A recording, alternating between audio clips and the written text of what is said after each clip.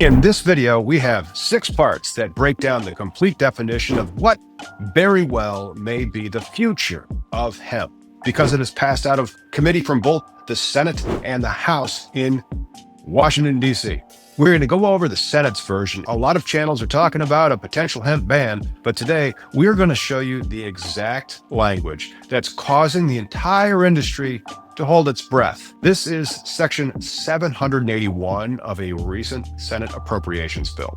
We're going to dissect it clause by clause so you can see exactly what the government is proposing. Grab your coffee, kick up your feet, because this is the most important legal text the hemp or cannabis industry has seen since the 2018 Farm Bill. And at any time, don't forget, you can subscribe and then share this to help spread the word. Not saying that this is 100% what's going to happen at all, but I am saying that Congress is on to the intoxicating hemp industry big time. And something close to what we're going to go over is probably going to become the law of the land, with some carve-outs probably for beverages with low THC products from natural THC. Now let's get into it. Section 781, clause by clause breakdown. Part 1, the 1-year ticking clock. The first thing to look at is right at the beginning of Section 781. No sooner than 1 year after the enactment of this act. This is very important. Nothing in this section would happen overnight. The law basically gives a year into it so that everybody can get ready for this. This is a small window for the entire hemp industry, from farmers that are just making weed to prepare for a big shift and get back to CBD or industry as of what they thought it was supposed to be, and figure out how to survive. Or they could burn all their money on lobbyists and lawyers. We'll see. Pretty sure lobbyists and lawyers will be hired with that hemp money. Part 2, new definition of hemp, the core change. All right, let's get to the main event. This bill completely rewrites the definition of hemp. Hemp, in general, the term hemp means the plant Cannabis sativa L. And then, of course, a whole bunch of the definition looks exactly like the 2018 Farm Bill, except now they say total THC, with a parenthetical that says THCA included as well. And of course, we've gone over this channel many times that Delta 9 is THCA plus fire, and then total THC. It's the 0.877 that you multiply by the THCA, so that thing drops off.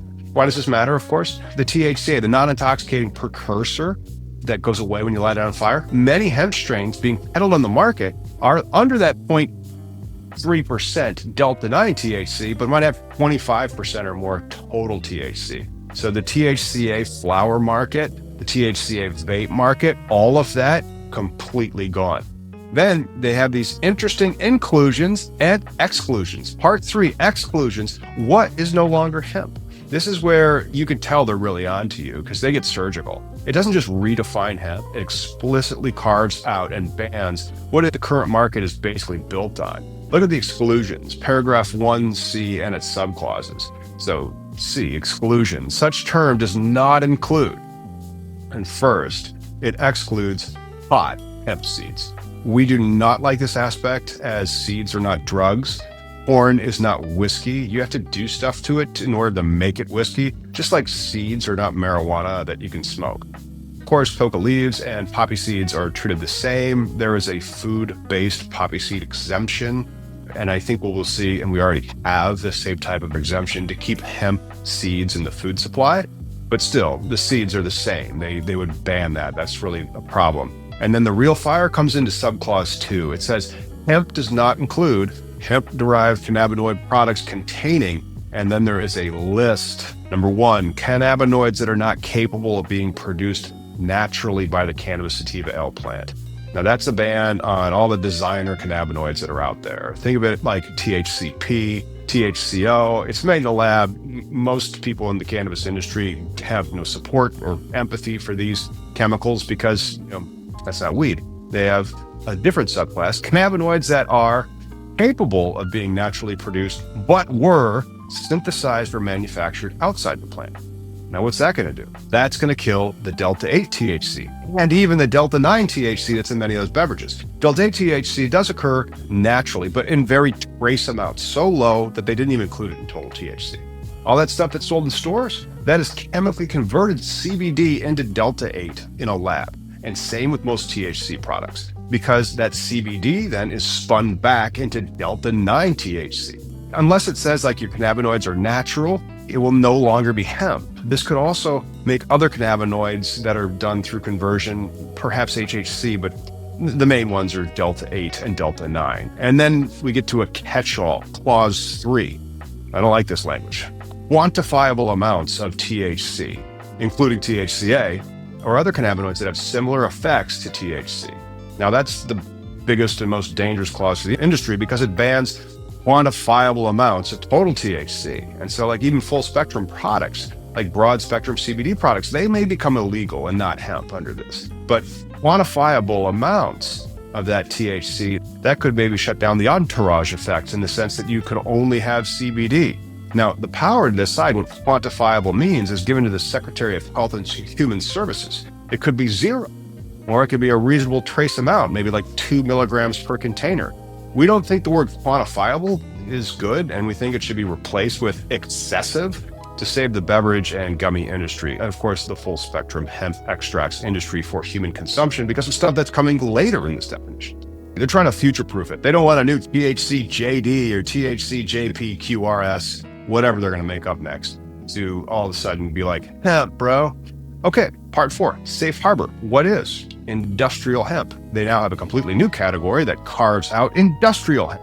Now, industrial hemp, that is what we all thought hemp was going to be 7 years ago. Okay, maybe just me and all the members of Congress have voted for it, but still, that is hemp for textiles, food, oils, plastics, building material, all the stuff that hemp was supposed to be that was not the drug. Now, we've always said that we support the original version of hemp, not the intoxicating cannabinoid market that emerged.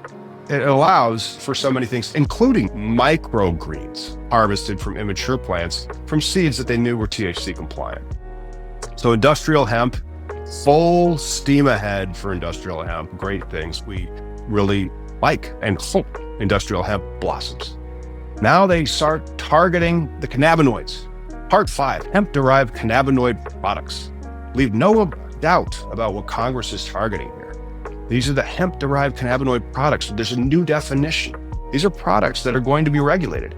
Anything derived from hemp that's not industrial hemp that contains cannabinoids and is meant for human or animal use, whether you inhale it, eat it, or rub it on your skin. And then, this is great, it excludes FDA-approved drugs like Epidiolex or Marinol. So they're separating the unregulated supplemental market from the pharmaceutical market. That means that all of these food and beverages, they are now excluded from being a drug subject to the Food, Drug, and Cosmetic Act. So all those THC and CBD beverages from natural hemp, they are no longer illegal under this. They would be considered hemp, lawful human consumable products. But how much THC will be in those products? We don't know. That may get answered in the next section. Part 6, the aftermath of all this. The government report. The bill acknowledges the chaos it's going to cause. And so subsection B is down there in this area. And it says the Commissioner of Food and Drugs and Secretary of Agriculture shall provide a report within 180 days, 6 months of the enactment to include the projected impacts on the established cannabinoid marketplace. So we have studies and time built in to this new definition to accommodate and to prepare the hemp industry for what will probably be the next 5 to 10 years, who knows. And this information must include information on creating uniform rules for packaging, labeling, testing, and reporting adverse events. This tells us 2 things. First, they know this is going to roil a multi-billion-dollar market. And second, it shows the end game is to create a federally regulated, non-intoxicating cannabinoid market for human consumption, much like the one for dietary supplements. What's going to happen in that time before it's passed? Who knows? But stay tuned and make sure you subscribe to Cannabis Legalization News because we will be tracking the fight over this language every step of the way. And now there you have it, the exact text as it exists before the lobbyists get at it. And this is not a simple ban. It's a complete and total restructuring of the legal hemp industry that's probably coming. It protects industrial uses clearly, and dismantles the intoxicating, if quantifiable, means any amount of milligrams in the full spectrum cannabinoid market that exists today. We really think they need to change it from quantifiable to excessive and allow them to figure out what that is, and seeds should stay hemp. But what do you think? Is this the right move to regulate an out-of-control market, or is it a death blow to small businesses and consumer choice? Let us know your thoughts in the comments below, and check out this video starting now.